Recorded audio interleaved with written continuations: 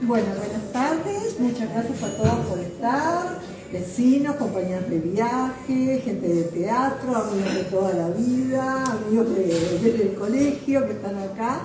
Así que, bueno, feliz de que compartan conmigo la presentación de estos cuentos y están aquí en la mesa Verónica Tamborini y está también María Rosa Carvajal, que ellas se van a presentar también a ustedes para que sepan cuál es su recorrido por el camino del arte y que van a presentar estos cuentos que han sido seleccionados. Son cuentos escritos por mí y están seleccionados en una recopilación de cuentos latinoamericanos, donde mi presencia es la única presencia uruguaya, o sea que de alguna manera estoy con la banderita nacional acá en estos cuentos, en estos tres. No significa que gané todos los premios de todos los cuentos que hay, solamente estos tres, y hay un cuarto que ya viene en camino. Así que en esta oportunidad vamos a estar presentando un monólogo, vamos a estar presentando un cuento de autoficción y vamos a estar presentando un cuento distópico que tiene que ver con el futuro y cómo vemos el futuro. Así que los dejo primero que nada con Verónica Tamborini, ella se va a presentar y algo va a hablar sobre este tema. Adelante, Verónica. Conocen como mucha Latana. Buenas tardes para todos, bienvenidos acá a este hermoso espacio de la librería Canella en la ciudad de Canelones, que nos recibe tan gustosamente siempre y que es un enorme placer que así sea, porque es un espacio absolutamente maravilloso para que nos gozamos de la literatura. Entré en conocimiento de Estrella Laurca hace unos 4 años atrás, cuando se presentó en un taller literario aquí en Canelones, en Omao, en lo que es la Escuela Municipal de Artes y Oficios. Y a partir de ahí comenzamos a transitar un camino junto con el resto de los componentes del taller literario que se denomina La Bitácora. Es un taller literario para libre composición de textos literarios, sin formas y sin ningún tipo de pretensión gramatical, o sea, para romper todas las estructuras existentes y crear cosas realmente libres y nuevas. De ahí nacen las locuras a veces que uno puede leer en clase y que compartimos tan amenamente junto con Estrella y las demás compañeras y compañeros de clase. Y descubrí con Estrella, pero con todo el componente de la bitácora, la humanidad que somos. El taller en sí mismo también habla de esta humanidad que somos. Una humanidad absolutamente espiritual. Esto es simplemente un lenguaje casual que tiene fecha de caducidad. Pero el ser humano que realmente somos es lo que está más allá de lo que vemos corporalmente.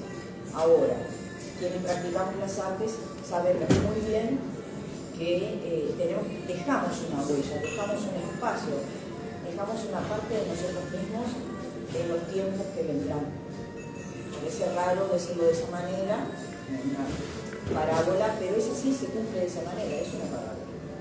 Todos nosotros actuamos y estamos en el día a día, en el presente, en el hoy, en este instante, con una apariencia, con un destino determinado, con un proceso personal que volcamos en ese momento. Pero bien sabemos todos nosotros que tenemos muy presentes esa frase que dice ¿qué va a quedar de nosotros después? ¿En dónde vamos a estar en el después? Vamos a estar en un espacio que es etéreo, en un espacio que es incorpóreo, vamos a estar en la memoria de los demás. Además, ni siquiera nuestra propia memoria permanece, sino que nosotros vamos a pasar a ser parte de la memoria de otros. Y por eso vamos a permanecer vivos. Yo venía reflexionando ahora mientras que viajaba, y pensaba algo bastante tétrico, pero que a los literatos nos gusta mucho, que es pasear por un cementerio. Uno se nutre de todo lo que ve en el día a día en la calle.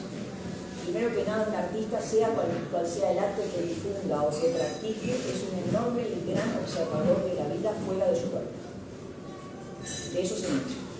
Yo observo el mundo que me rodea, además de tener mi mundo interior, pero observo el mundo que me rodea y ahí construyo el proceso del arte y empiezo a fabricar, y empiezo a crear, y empiezo a pensar, y empiezo a reconocer un montón de situaciones y momentos en donde no es necesario la presencia de un cuerpo, sino que la presencia de tu mente, de la parte creativa, de la espiritualidad que soy y de esa sensación de trascender como si tuviéramos el poder de dirigir, sí o sí, una máquina del tiempo, maravillosa máquina del tiempo. Reflejada además en las palabras. Como seres humanos que pertenecemos a este mundo y a este instante, hemos creado un mecanismo para permanecer, para perdurar. En el caso de la literatura, la palabra. Y la palabra escrita. Y en la palabra escrita, en esta maravillosa lengua que hablamos, la lengua castellana del siglo XXI, hoy acá, porque mañana se transformará en otra cosa, existen verbos, tiempos verbales, ayer, hoy y mañana. O sea que tenemos una máquina del tiempo en la mano y no nos damos cuenta. Podemos viajar a donde queramos.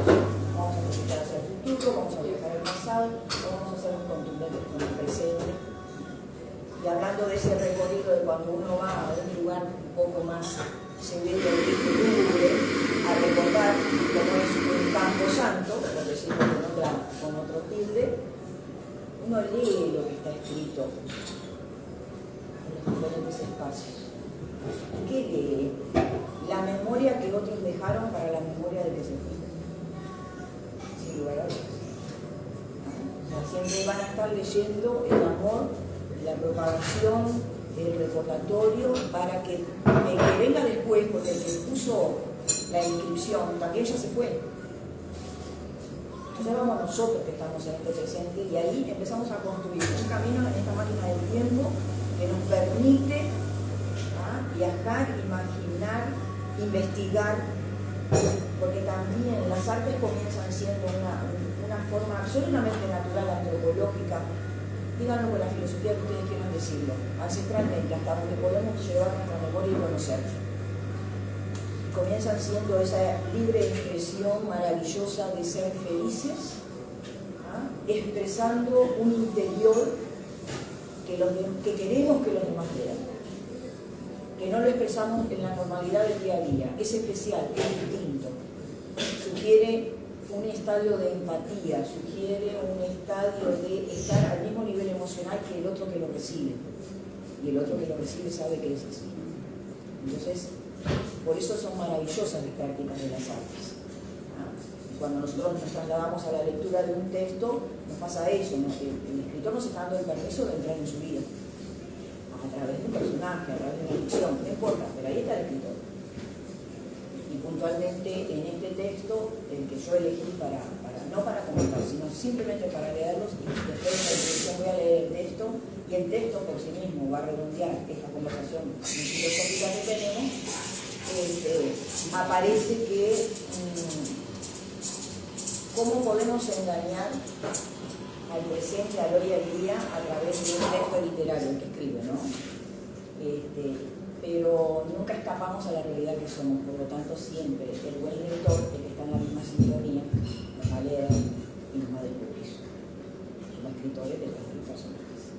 En un monólogo eso es implacable, porque en un monólogo sucede que se suceden capas emocionales que tienen que ver con la emoción del escritor cuando crea, con la emoción que vuelcan en el personaje, o sea, el personaje, y con la emoción además del narrador.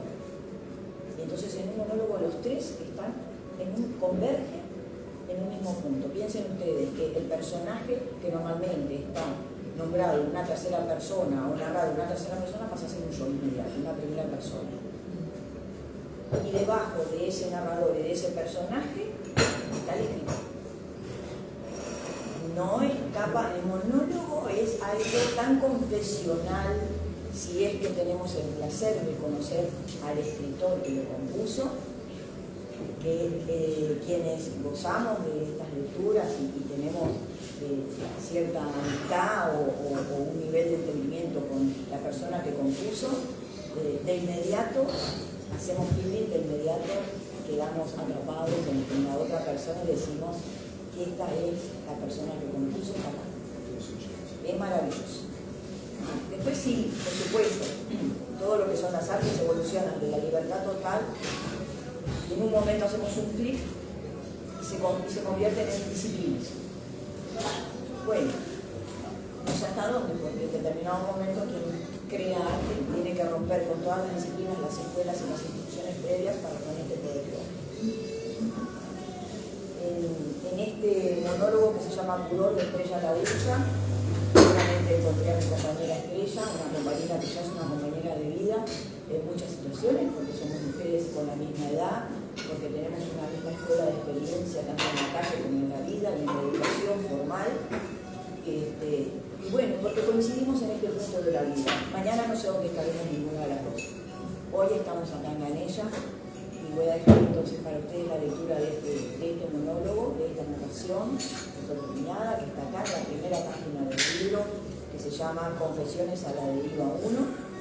Y bueno, y que por sí sola, para quienes están acá presentes conocen la escritora. Es un placer conocer a los escritores. Los escritores igual, no me entiendo yo de escritora, pero se guardan muchos secretos. Y se ríen de nosotros bajo esos secretos y las cosas que escriben.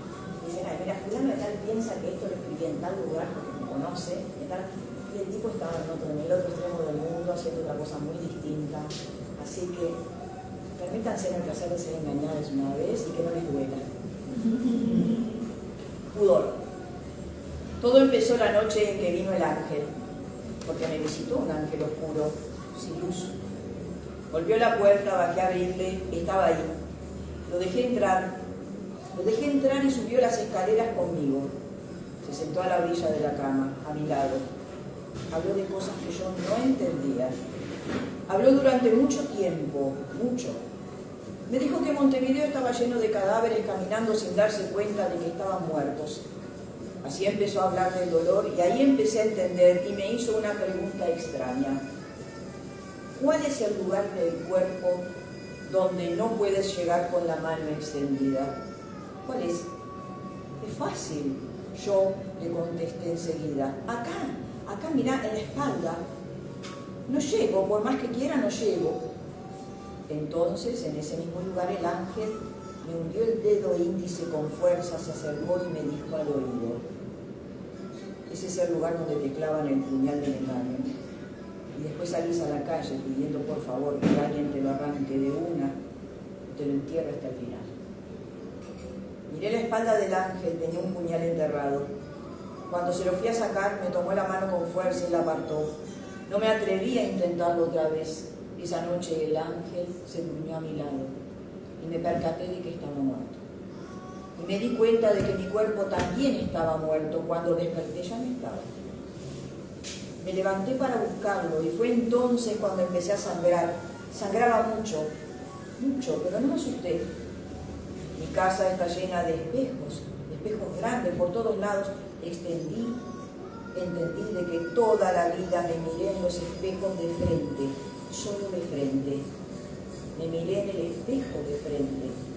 Como siempre, observé mis ojos, bajé la mirada hasta el pecho y de a poquito, muy de a poquito, comencé a girar hacia la izquierda para ver la espalda, mi espalda. Entonces lo vi, poco a poco lo vi. Estaba ahí en mi espalda, hundido, el puñal de la traición hundido en mi espalda. Estaba ahí y eso quería decir que tenía que salir a buscar a alguien que me lo quitara o me lo enterrara hasta el fondo de una sola vez.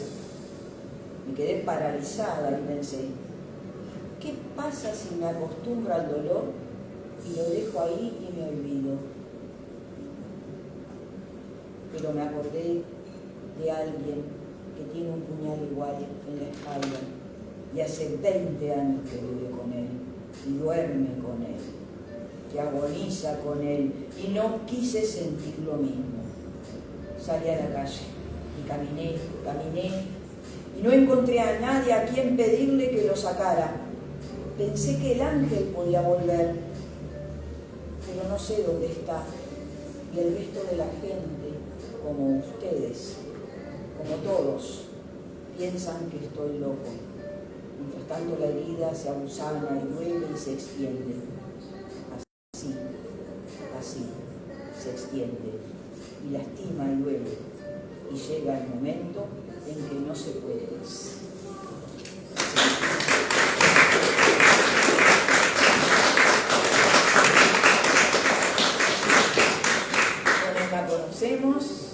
llevamos de la mano, ella nos da permiso de ir de la mano de ella, sabemos de que todos en determinada edad hacemos una profunda reflexión de nuestros dolores y que está bueno que a través de esto de la literatura se sane.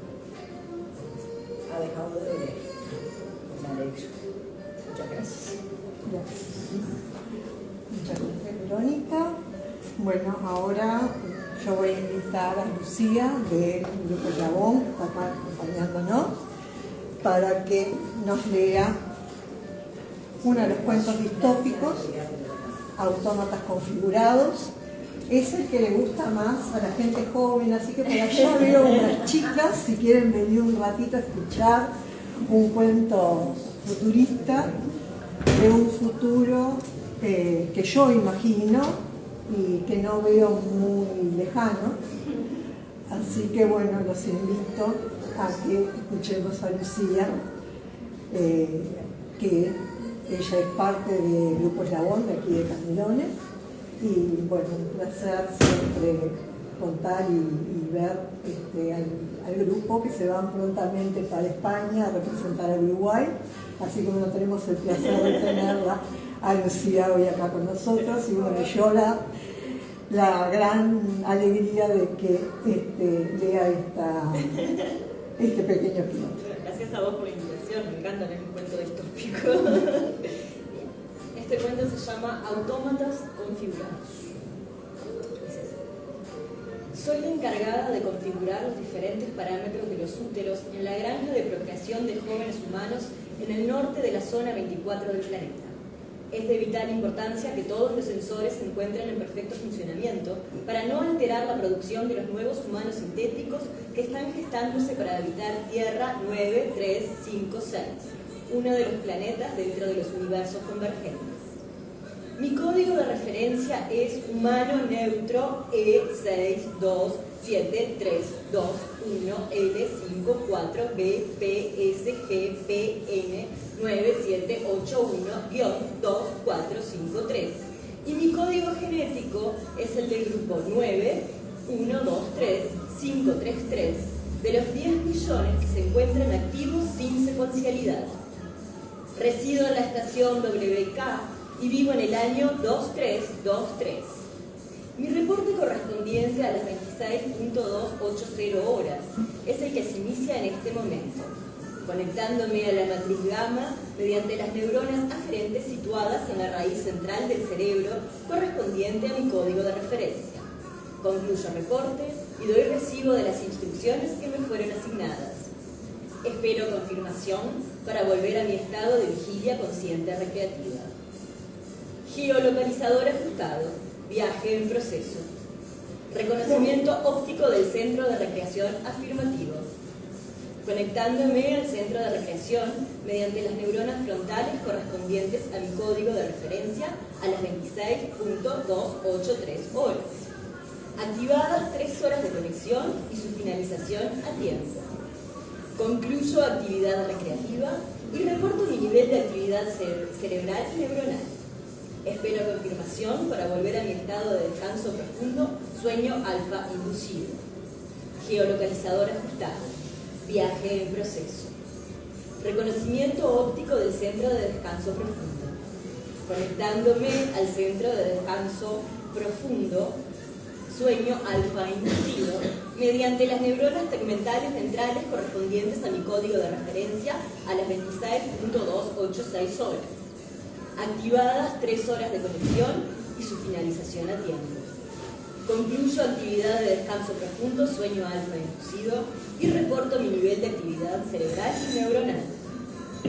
Espero confirmación para volver a mi estado de recarga y regeneración neuronal del cerebro correspondientes a mi código de referencia a las 26.289 horas. Activadas 3 horas de conexión y su finalización a tiempo. Concluyo actividad de recarga y regeneración neuronal del cerebro y reporto mi nivel de actividad cerebral y neuronal. Espero confirmación para volver a mi estado de vigilia plenamente activo para cumplir las funciones asignadas en la granja, conectándome al servidor central de redes neuronales correspondientes a mi código de referencia a las 26.292 horas. Activadas 12 horas de conexión y su finalización a tiempo. Geolocalizador ajustado, viaje en proceso. Reconocimiento óptico de la granja de procreación de jóvenes humanos en el norte de la zona 24 del planeta. Mi reporte correspondiente a las 26.304 horas es el que se inicia en este momento, conectándome a la matriz gamma mediante las neuronas aferentes situadas en la raíz central del cerebro correspondiente a mi código de referencia. Concluyo reporte y doy recibo de las instrucciones que me fueron asignadas. Espero confirmación para volver a mi estado de vigilia consciente recreativa. Geolocalizador ajustado, viaje en proceso. Reconocimiento óptico del centro de recreación afirmativo. Conectándome al centro de recreación mediante las neuronas frontales correspondientes a mi código de referencia a las 26.307 horas. Activadas 3 horas de conexión y su finalización a tiempo. Concluyo actividad recreativa y reporto mi nivel de actividad cerebral y neuronal. Espero confirmación para volver a mi estado de descanso profundo, sueño alfa inducido. Geolocalizador ajustado, viaje en proceso. Reconocimiento óptico del centro de descanso profundo. Conectándome al centro de descanso profundo, sueño alfa inducido, mediante las neuronas tegmentales ventrales correspondientes a mi código de referencia a las 26.310 horas. Activadas 3 horas de conexión y su finalización a tiempo. Concluyo actividad de descanso profundo, sueño alfa inducido y reporto mi nivel de actividad cerebral y neuronal. Espero confirmación para volver a mi estado de recarga y regeneración neuronal del cerebro correspondientes a mi código de referencia a las 26.313 horas. Activadas 3 horas de conexión y su finalización a tiempo. Concluyo actividad de recarga y regeneración neuronal del cerebro y reporto mi nivel de actividad cerebral y neuronal. Espero confirmación para volver a mi estado de vigilia plenamente activo para cumplir las funciones asignadas en la granja, conectándome al servidor central de redes neuronales correspondientes a mi código de referencia a las 26.316 horas. Negada la confirmación para volver a mi estado de vigilia plenamente activo. Doy de baja mi código de referencia y cancelo mis conexiones a las diferentes redes y matrices del sistema. Activo protocolo de eliminación para humano neutro. Código genético del grupo 9123533. Geolocalizador ajustado. Viaje en proceso. Reconocimiento óptico del centro de eliminación. Desconectándome del sistema a las 26.317 horas. Soy la encargada de configurar los diferentes parámetros de los úteros en la granja de procreación de jóvenes humanos en el norte de la zona 24 del planeta. Es de vital importancia que todos los sensores se encuentren en perfecto funcionamiento para no alterar la producción de los nuevos humanos sintéticos que están gestando para habitar la Tierra 9356, uno de los planetas dentro de los universos convergentes. Mi código de referencia es humano neutro E62T321LC4BP PSG PM9781-2454. Y mi código genético es del grupo 9123533 de los 10 millones que se encuentran activos sin secuencialidad. Resido en la estación WK y vivo en el año 2323. Mi reporte correspondiente a las 0 horas es el que se inicia en este momento, conectándome a la matriz gamma mediante las neuronas aferentes situadas en la raíz central del cerebro correspondiente a mi código de referencia. Concluyo reporte y doy recibo de las instrucciones que me fueron asignadas.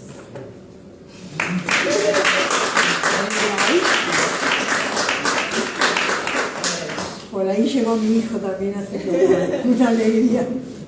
Muchas gracias. Bueno, les comento un poco porque entre las tres decidimos un cuento cada una. Este trata, que se inicia del mañana, son cuentos distópicos. Trata de un cerebro conectado a otro cerebro, como habrán podido ver, a través de una red neuronal.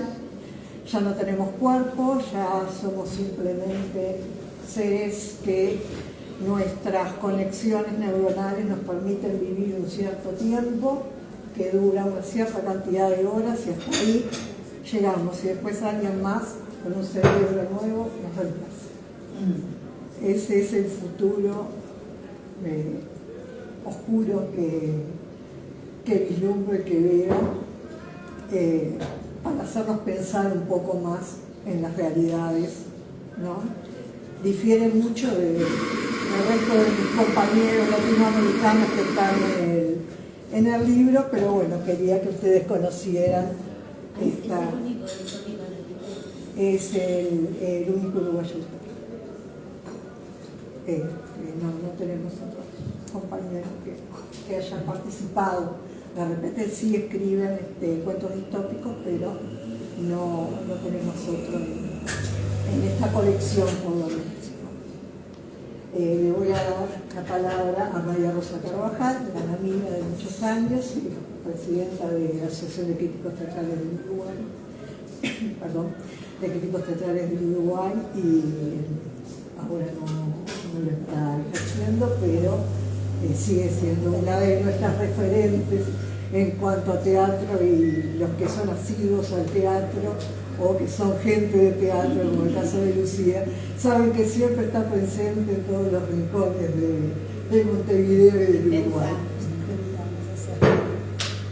Bueno, buenas tardes, un placer estar acá, sobre todo cuando alguien, además de las actividades que uno le conoce, realiza algo tan difícil, porque escribir puede ser un acto hasta mecánico, pero escribir sobre determinados temas nos puede impulsar hacia determinados horizontes que a veces ni los imaginamos. A mí me ha ocurrido con el estudio de los 3 cuentos que ha escrito Estrella, que tienen tantas capas, y digo que cada cuento me podría llevar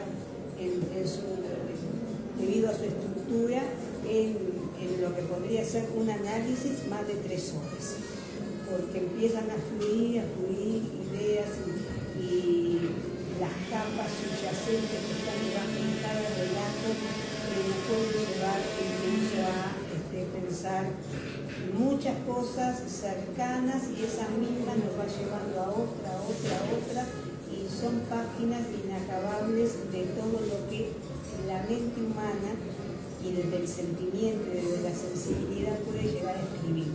Nosotros pensamos que cuando escribimos una frase cualquiera es eso, una frase cualquiera, y esa frase es de acuerdo a quién la lee y cómo la interpreta y el valor que le da. Igual que nuestras palabras, en la realidad pasa lo mismo. O sea, en la realidad nosotros decimos algo y según la entonación que le demos puede tener un acercamiento o un alejamiento hacia quien vamos a regresar.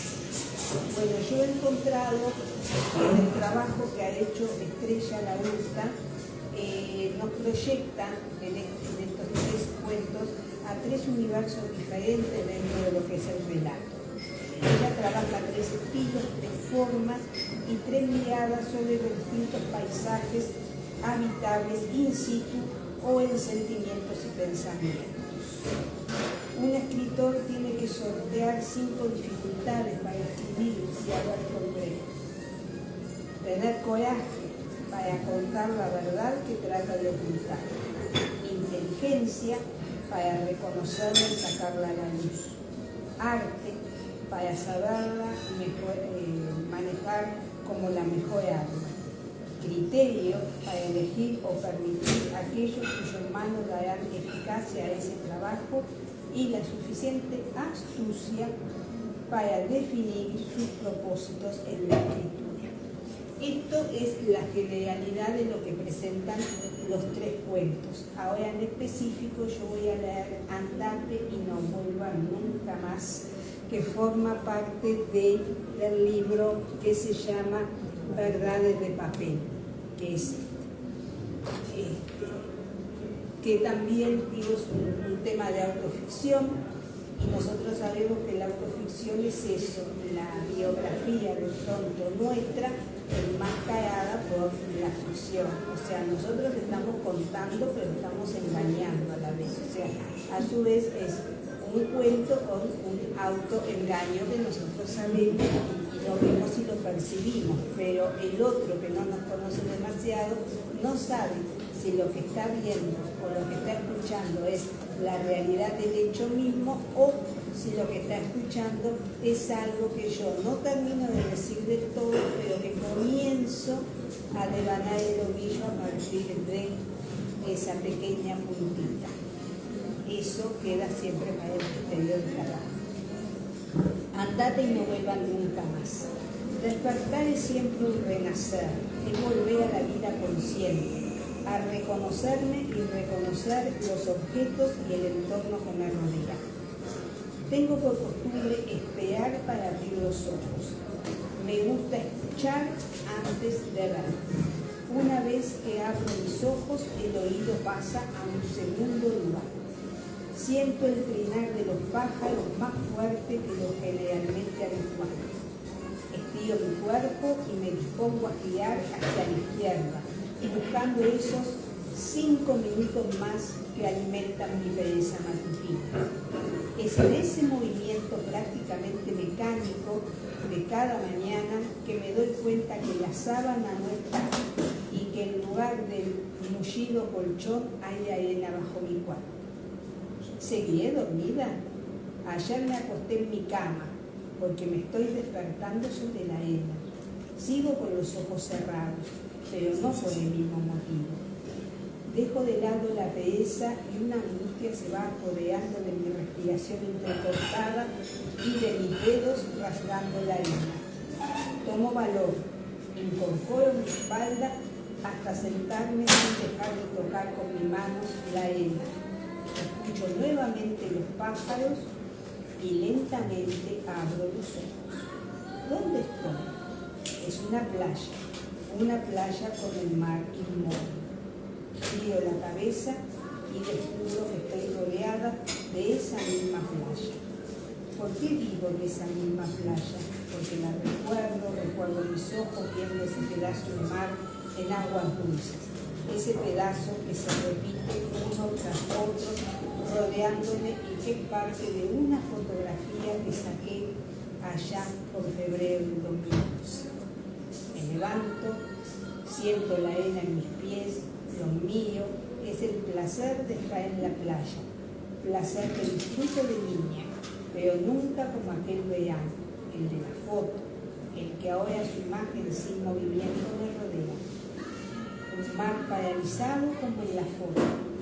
Intento caminar hacia la orilla. Doy 5 pasos. Y si bien veo la arena que sigue hasta la orilla, no puedo seguir adelante. Me agito y vuelvo al centro de la imagen, desde donde partí. Vuelvo a caminar en otra dirección a la misma imagen de mar inmóvil, pero esta vez hacia otro lado. Y doy 5 pasos y me frena la inmovilidad que me rodea. Escucho los pájaros, los busco con la mirada en los horizontes de esas imágenes de una foto que recuerdo y que están pegadas una al lado de otra envolviéndolas. Miro hacia arriba y en la unión de las fotografías, un cielo inmóvil. Estoy sola en el medio de una cárcel armada con la réplica infinita de una fotografía del mar hace más de 10 años. Trato de despertarme, me golpeo los brazos, las piernas, el rostro. Cierro los ojos con fuerza y cuando los abro todo está igual. No entiendo, no puedo pensar, no entiendo. Muevo suavemente los dedos pulgar e índice de la mano derecha y siento algo en mi mano, un papel cartón satinado. Quiero mirarlo, pero inexplicablemente sé lo que es o temo saberlo. Lo acerco a mis ojos, es la foto del mar que se repite y me encierra. Pero ¿por qué una estúpida foto del mar sacada hace más de 10 años? ¿Qué hace en mis manos? ¿Por qué me rodea? Vuelvo a mirar el mar inmóvil. Miro la foto. Es el mismo mar, el mismo trozo de mar que se replica y me envuelve. Estoy sentada en algún un momento mi cuerpo se dejó caer sin darme yo cuenta. Quiero despertar de este sueño, me digo. Intento estirar las piernas, pero no hay espacio. La inmovilidad se está acercando, me está acercando. Vuelvo a mirar la foto, todo está igual, salvo que en el centro de la misma empieza a aparecer mi figura, radiante y feliz. Estoy atrapada hace tiempo, atrapada en la última vez que de verdad fui feliz. Y la foto cae de mi mano. Siento como poco a poco no puedo moverme y ya no puedo despegarme. No, este no va a ser el final. Me niego con mi último aliento a hacer solo una foto. Voy a callar el susurro de tu voz alimentando la condena de la esperanza y la tortura de los recuerdos. La felicidad que fue y ya no es, tal vez nunca lo fue. Así que te destierro, te quito de mí, llévate todo, absolutamente todo, y no vuelvas nunca más. Tengo que abrir los ojos, estar aquí y ahora. Ya no te tengo.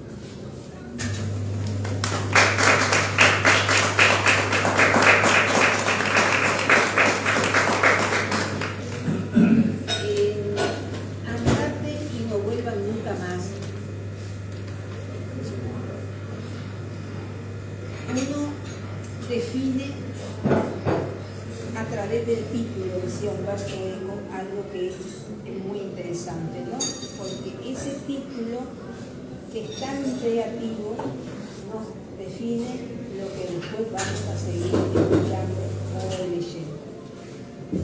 Y lo subjetivo del título es justamente eso, el imperativo, el aseverativo del nombre que define la acción. El tuteo del título define no solo un deseo, sino hay una familiaridad con el sentimiento que se va generando en el entorno. Es un creyendo que se va gradualmente, que se va graduando con la negativa, con un recuerdo que se acerca y se aleja a la vez, que la envuelve a la protagonista en un lugar donde aparecen y se despliegan imágenes que no llega a comprender cabalmente en el primer momento. ¿Y cuál es el primer momento? ¿El de la presencia o el de la ausencia? Hay al despertar de un sueño, es así, una cierta conexión con un mundo onírico, lejano. Hay un lugar que la acoge, aguas dulces, y un paisaje que se centra en una fotografía de tantos años atrás. Al cristalizarse en la foto, esa imagen pierde movimiento, pierde vida, pero lo que nunca se anula es el oído. Ese oído atento en la búsqueda. Hay un tópico que es no solo el lugar, sino el encierro, la inanimación del yo hacia el exterior. Ese yo que no se desprende para ocultarse libremente. Existe además otro tópico que es el entendimiento y la negación de esa comprensión.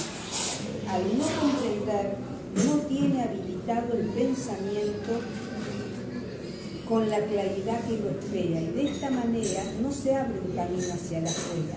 Lo que le está ocurriendo a la protagonista está pasando por su mente y por sus entrañas. Solo ella ve y siente lo que relata. De aquí que nosotros, los espectadores, expectantes, estamos a la espera de una resolución a todos los sentimientos y sentires que de una manera o de otra, aromas, perfumes, texturas, atraviesan una vida que no desea despertar y salir de ese letargo. El tema de la comprensión. En este estado de sueño y despertar se proyecta la desilusión, el desaliento, la llegada a un final que la reduce de alguna forma a lo que todos nos vamos a reducir, a un inmóvil recuerdo prendido solo en un clavo o dentro de algún álbum, al igual que el mar recortado. Una foto que fue una vida. Los recuerdos y el recuerdo quedan marcados esa máquina infernal del recuerdo. Cabe al final del relato, ser o no ser, fui o no fui. Se atraviesa por acá un género de demencia oculta en esas palabras al decir de Hamlet el tema de la existencia inacabada, distante y atormentada. Nos terminamos de ir, terminamos de echar aquello que nos tortura, o es solo una vaga visión de lo que pretendemos y que más allá de la expulsión puede regresar en ese eterno corsi inacabable y sin fin. Esto fue lo que a mí, como lectora, me trajo Andate y no vuelva nunca más. Es una mirada un tanto apocalíptica de pronto, pero que a la vez tiene encerrada de alguna manera un tema sociológico, un tema que tiene que ver con la condición del ser humano y también un tema que va más allá de lo existencial, que es lo metafísico, ¿no? Entonces, cuando nosotros entramos a jugar con una cantidad de frases que vamos enumerando, estoy, no estoy, soy, no soy, esto me está pasando, esto no me está pasando, digo, estamos enumerando más allá de lo que nosotros pensamos que es un simple relato y que es un cuento de algo que me pasó cuando estaba en un lugar que me resultaba precioso, pero de traerlo al presente, eso que fue tan bueno, me está diciendo que el hoy no es eso. Digo que el hoy lo estoy viviendo, lo quiero vivir a través de ese ayer, pero no lo puedo traer, porque el recuerdo es eso, volver a pasar por el corazón las cosas que nos parecieron muy buenas, muy sublimes, muy interesantes, pero que ya al volverlas a pasar no es la primera vez. O sea que si no es esa primera vez, ya no estamos en ese momento en que padecimos o en su defecto encontramos el goce. Entonces digo, como que este relato empieza con una frase muy enérgica, andate y no vuelva nunca más, pero habría que indagar si el andate y no vuelva nunca más es ese recuerdo que me trae lo que hoy no puedo, o si andate y no vuelva nunca más es el no querer recordar y tratar de empezar un presente proyectado a un futuro que pueda ser más importante de lo que yo viví y más interesante desde un punto de vista más existencialista. O sea, queda abierto cada vez que se lee un cuento, cada espectador o cada lector, es lo mismo cuando vemos una obra de teatro, por eso hay múltiples interpretaciones y nos peleamos siempre con los colegas, cuando viste lo que yo vi y vos fuiste a ver otra obra, no es la misma, el actor estaba así, no, el actor no estaba de esta manera. Bueno, cada uno tiene dentro de sí su manera de percibir el mundo, porque somos necesariamente el hombre y sus circunstancias desde la mirada marxista, pero existencialista, y desde una mirada de mundo. O sea, lo que nos rodea nos condiciona y lo que somos condiciona lo que nos rodea también. Digo, esta fue mi mirada sobre andate y no vuelva nunca más, que no quiere decir que todo el mundo concluya que debe ser así, pero esa es la mirada de María Rosa hacia uno de los cuentos de Estrella. Bueno, muchas gracias a todos. Adelante. No sé si hay preguntas por parte de los presentes. Mucho gusto. Pueden preguntar y pueden además también hablar dar su visión. A ver, Alicia. Primero que nada te quiero felicitar porque no conocía esta faceta de escritora y percibo una sensibilidad que no me sorprende, porque de alguna manera mantenés esa sensibilidad que siempre tuve. Y me llama la atención que siempre es esa primera persona, siempre la primera persona, hasta en aquel que es distópico, siempre esa primera persona. ¿Por qué? Siempre trato de ponerme en el lugar de el que siente, el que le pasa, el que tal vez no sepa escribir de otra manera. Hay una cosita cuando tú hablas en primera persona, estás hablando en tercera persona. ¿Tá? Porque digo, estás hablando de un yo que no es el que estás escribiendo, sino que es la proyección hacia el otro. Si ustedes, claro, Pudor se leyó, pero habla de hombre. Sí, me digo, si bien el género humano define los hombres por hombres y mujeres, yo me mantengo en hombre y mujer. Sí, no encierro. Entonces pienso que ella en algún momento se pone en el lugar de hombre, de ese tercero, y sale, porque de alguna manera cuando uno habla de uno está hablando de una zona de confort. Digo, porque hablar de uno es más fácil que hablar del otro. A veces cuando corre el chisme, digo, cuando es esa noticia que todos queremos saber del otro, parece que es más fácil. Digo, pero cuando estamos hablando de temas que están en los bordes de la existencia, temas que queremos mostrar, pero a veces como hablábamos hoy, ¿no? Mostrar y no mostrar todo. Entonces digo como la recurrencia del yo invertido, como podría ser, ¿no? El yo que no soy yo y que te lo estoy poniendo en el otro, porque mañana viene otro y lo leo yo y soy yo la que estoy diciendo sobre eso, lo lees tú y cuando tú lo lees vas a encontrar un yo que sos tú, pero decís, no, yo tomo distancia, no soy exactamente esa persona, o de repente quiero ser, o de repente no quiero ser. Entonces digo como que la primera persona se gradúa de muchas maneras y creo que es también la buena excusa para evadir también muchas cosas. Sucede, por ejemplo, en el caso de talleres donde vienen los componentes de taller, son personas que han transitado toda su vida por la escritura, tal vez en forma privada, personal, no lo han dado a conocer, pero que tienen hábito de escritor. Pero también se acercan personas que quieren descubrir, ¿verdad? Entonces yo siempre les comento cuando se lanzan las primeras misivas y las primeras propuestas, y aparece mucho en los primeros textos la palabra yo, que me dan mucho trabajo eliminarla. Durante el año se trabaja para poder eliminarla, para poder lograr el narrador real.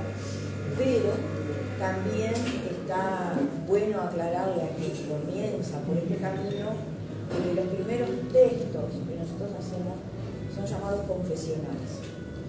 Los textos confesionales tienen nosotros en primera persona, pero lo que tienen de bueno es que en esta humanidad que somos, yo me propongo como un ejemplo para que el otro pueda resolver su yo. Eso es muy interesante, por supuesto que es mucho más filosófico, tal vez pero la palabra escrita nos permite eso, nos permite evolucionar en la cercanía del humano que es el otro que tengo acá. El otro es igual que yo, tiene sentimientos, está vivo, padece, se alegra. Entonces, la única manera, ¿cómo las contagias a ustedes en una conversación? Tal vez hablando de una anécdota de mi vida. Y por ahí entramos a estar un poco más cerca. Y bueno, y también en el taller sucede eso. En el caso de Estrella hay una permanencia, pero se va desprendiendo de a poco, porque cuando aparece el halo de la ficción, ahí tanto borgiana, ¿no? Una foto dentro de otra foto. Yo quería recordarle que Andate y no vuelvas nunca más surgió en el taller. Sí. Y surgió a través de yo llevo diferentes disparadores, surgió a través de una imagen que yo presenté, que es una ventana antigua, toda fea, descascarada, abierta, y lo que se ve a través de es un cuadro, a través de la ventana es un embarcadero sobre un lago y déjate ver. Entonces cada uno desechó en ese lo que quiso. Los amores, los dolores, las pasiones que siempre nos conducen a los lados más oscuros nuestros. Acá tengo las ventanas. Este está excelente porque ya sobre tomó una fotografía como para enmarcarlo en ese espacio. Pero es muy interesante cuando colocas disparadores olfativos, de perfume, cuando colocas disparadores auditivos, como puede ser la música, la melodía, sin canto humano, solamente música. O cuando llevas objetos para que se perciban a través de sus texturas y ahí se empieza a escribir. Pero los primeros textos son siempre confesionales, porque claro, ¿a qué recurro? A mí mismo. Si no escribí nunca hacia afuera, si no me he evadido en la fantasía más que como lector, ahora necesito proyectarme como escritor y como no lo sé hacer, recurro a mi mismo crimen. Pero es maravilloso porque le regalamos al otro lo que, el compañerismo, la compañera que soy en ese momento en la clase, un momento muy bueno. Además percibí algo del fantástico también en ese cuento, en ese de despertarse, pensar que estás en la cama y que apareces en la playa, es muy fuerte, porque traspasa lo onírico, es como fantástico. Parece la percepción, los efectos sensoriales. Y les cuento también algo que me pasa y que me pasó también en el taller cuando escribí lo de Rodó, que también lo escribí en primera persona. Sí. Porque yo elegí el Rodó que yo quería contar. O sea, yo elegí el Rodó niño que me armé en base a lo que estudié de Rodó. O sea, en base a su árbol genealógico, me fui a sus familiares en España, cómo se había conformado la familia, cómo habían llegado, cómo habían sido sus abuelos, sus padres, qué vicisitudes habían pasado, hasta ese último verano que pasaron en Santa Lucía. Y ahí ese era el input para escribir, y bueno, elegí escribir y describir a ese Rodó y lo que sentía ese Rodó. Para mí es mucho más fácil escribir en primera persona.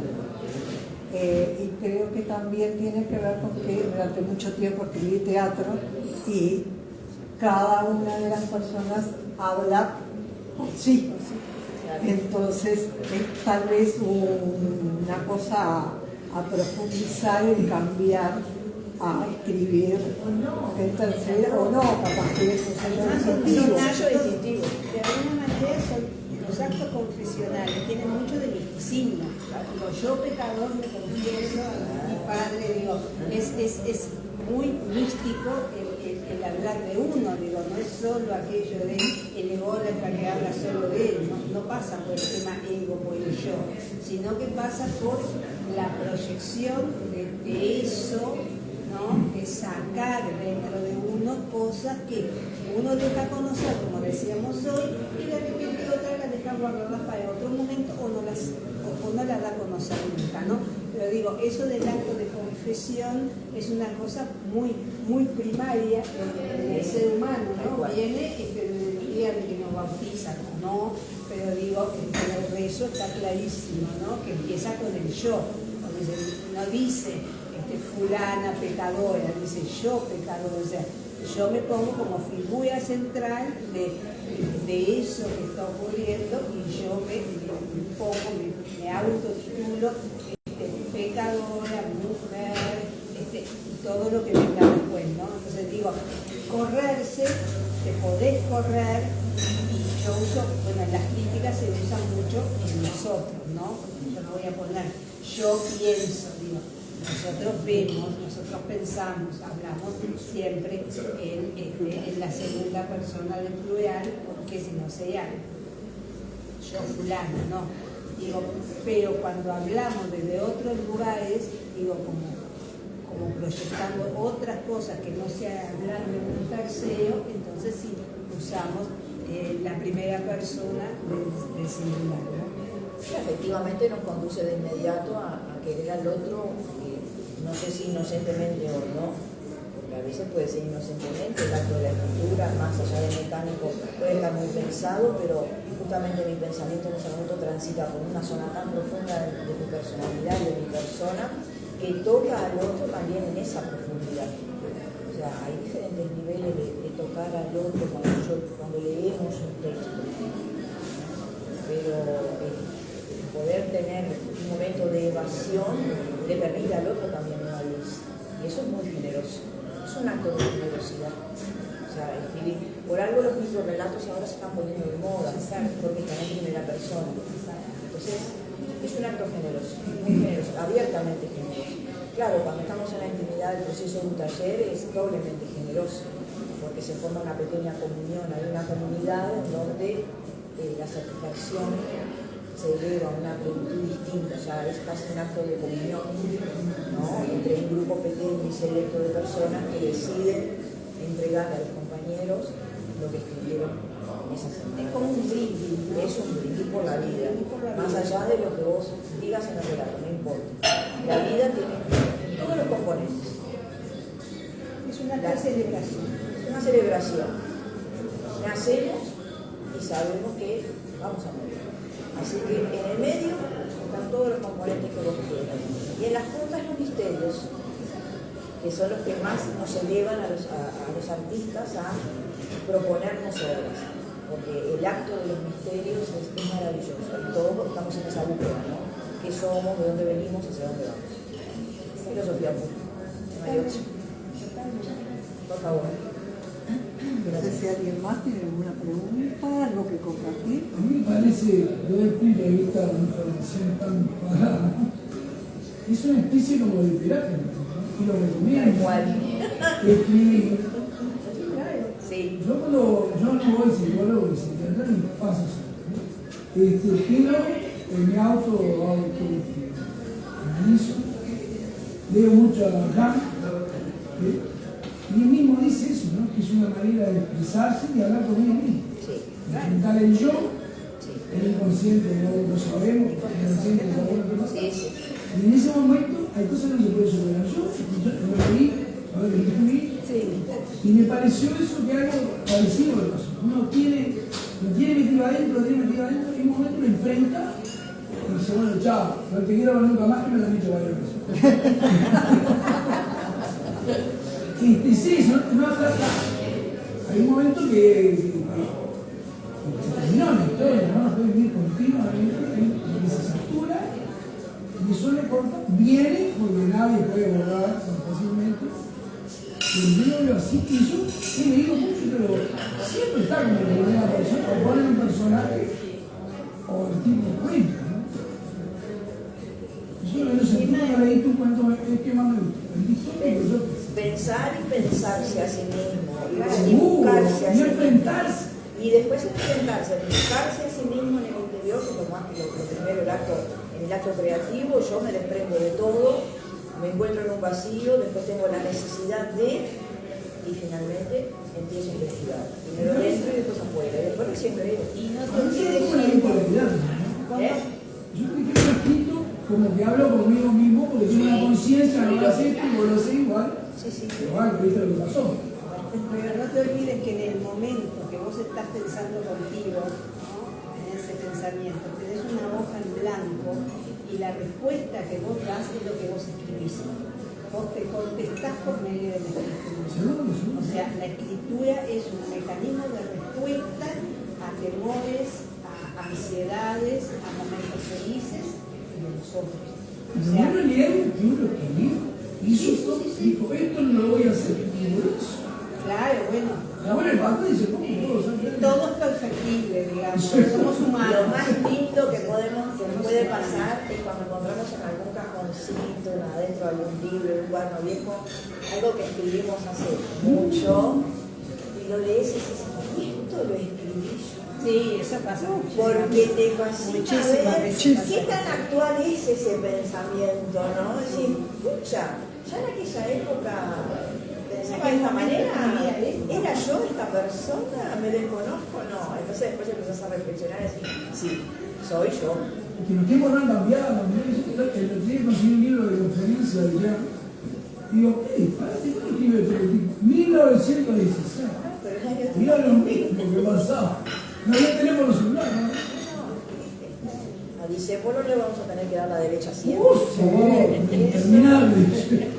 Eso que Y lees, está muy cerquita en nuestro tiempo. sí, eso que lees y encontrás pertenece a una etapa de tu vida, a un momento determinado, pero de repente cuando lo revés te das cuenta que eso ya pasó. Bueno, eso formó parte de ese momento en que yo vivía de esa manera y pensaba eso. De repente ahora, si fueras a escribir sobre ese mismo tópico, seguramente hay cosas que cambiaron porque pasaron trenes por arriba de uno, ¿no? Aún cuando estás componiendo y sos interrumpido y después tenés que volver al espacio donde estabas, ya el hilo es otro. O sea, tendrás el tema en tu cabeza, sabes a dónde querés llegar porque ya lo tenés que saber de entrada, pero decís, vos leés los textos, vos leés un texto y me lo han dicho los compañeros en clase, hasta la mitad eras una persona y en el otro espacio eras otro. Y se desdobla de una manera impresionante y se enoja, y uno mismo se enoja con uno mismo, diciendo, ¿por qué me interrumpieron? ¿Por qué no me dejaron seguir en este proceso que era tan puro? Fue contaminado, ya te sacudieron el piso y no lo pero además también a mí me ha pasado de que tengo esas descargas, mis necesidades de escribir, y precisamente no son con respecto a mi vivencia. A veces sí, pero me pasó hace como 2 o 3 años que estaba estudiando clase de canto y me puse, tenía que escribir la canción en inglés, que me daba un poquito de trabajo por las expresiones y todo, y de repente me puse a escribir un texto que no tenía absolutamente nada que ver con lo que yo estaba haciendo y estudiando, y después lo quise mejorar la letra y lo quise transcribir, no pude. Y allá está, y son 3 hojas. Y todo surgió porque no sé cómo vino a mi mente, porque tampoco estábamos en octubre, de que qué estarían haciendo en el momento que llegaron los españoles a América. Nada que ver con lo que yo estaba estudiando en ese momento. No, son los disparadores. Y lo tengo guardado. Podrías haber escrito de no lo puedo cualquier otra describir. cosa, pero el tema es que ahora para seguirlo ya como que pasó ese momento, ¿no? Ahora de pronto puedes escribir sobre otras cosas donde de repente se te puede disparar algo de eso, pero el concepto general que tenías ya como que se perdió, ya se fue, ya se difuminó. Claro. Y además pasa que a veces escribimos y no podemos parar. O sea, No, como que es una no catarata puede de... parar, 3 hojas escribí. No puedo parar. Capaz que no lo vas a poder tocar más y no lo vas a poder De repente lo que mejorar. podés es corregir una corrección de estilo, de repente, algo de Punto, eso. una pero coma y a veces lo que es en sí su sustancia te va a quedar ahí. Una letra, además una letra que solo yo lentamente puedo decir esto, esta frase dice tal cosa, esta otra, pero la quise mejorar para poder leerla con mis primas o con alguien. No, ahí está bien. Forma parte de un momento. Es un momento, es algo que tenías que decir o que tenías que volcar y bueno, y salió ahí. O sea, no siempre todo lo que volcamos es arte, o sea, muchas veces, como dijimos, es catártico, necesitamos un oído y a veces no lo tenemos y bueno, el papel en ese momento es un oído. Y nos da un tiempo de silencio tan maravilloso, porque estamos ahí con nosotros, En ese como caso, mucho podrá yo intervenir tengo una pregunta. el ruidito apenas de la lapicera contra el papel, pero... Y entonces, no sé por qué, porque no tenía absolutamente nada que ver con el mes de octubre, que es cuando nosotros celebramos esa fecha, y sin embargo estábamos en marzo, comenzando una clase de canto. Y bueno, nada que ver. Algo sucedió ahí en el profundo, un rechazo enorme al inglés, no quiero ir en contra de la profe, pero... ¿Viste la canción que dice el tiempo es tirano? Sí. El tiempo es tirano. Sí, Tenemos otra función. Así que bueno, les agradezco a todos. Bueno, hay un tiempito para sacarnos fotos y Es eso. un gran gusto. Pero un placer, Estrella, acompañarte en la presentación. Y bueno, los espero a todos dentro de unos meses porque, bueno, ha salido seleccionado otro de mis cuentos, en este caso un cuento erótico, en una nueva también composición de palabra herida, donde recogen una cantidad de autores latinoamericanos. Y bueno, mi cuento apareció ahí, estoy en segundo lugar, así que estoy muy contenta. Me avisaron hace poco, iba a ser para abril o mayo. Así que bueno, en abril o mayo nos encontraremos, si Dios quiere, para poder presentar eso. y te vamos a seguir acompañando en este camino porque nos da mucho placer, por lo menos desde mi persona. Y a mí Yo siento también, un enorme placer en acompañarte. Y a mí también que Gracias, así que- Estrella. y acá tengo gente muy cercana que vive cerca mío, que ven que los escritores no somos seres raros, que tenemos una vida común y corriente, que gritamos por el fútbol y asustamos a los vecinos, o sea, un montón de cosas. Porque sos muy futbolera. Yo soy muy futbolera. Yo voy a hacer el caso de lo que me pasó. Estábamos almorzando con mi esposo y ella gritaba, ¡ay Dios, ay Dios, ay Dios! Me daban unos gritos que entonces largamos, nos levantamos en la mesa y dice mi marido, le pasó algo, le pasó algo, y le golpeábamos la puerta, abra. Y se asoma y dice, no pasó nada, estoy mirando a Argentina. Era el primer partido y perdíamos contra Arabia Saudita. Ustedes no se pueden imaginar cómo estaba. De la mamá del Dibu Martínez, de Messi, de todo me acordé. No sé si esas palabras llegaron. Ay Dios, creo que la compañía acá, la señora, la vecina fue mucho más de lo que pude haber sido yo con mi verborragia. Yo, no sé, pensé en la corriente, pensé, no sé, en cuántas cosas. No, habíamos perdido el partido. Bueno, muchas gracias a todos por compartir. Realmente. Por la lección. Muchas gracias. No, por favor, muchas gracias. ¿Qué? No sé, yo pasé por ahí.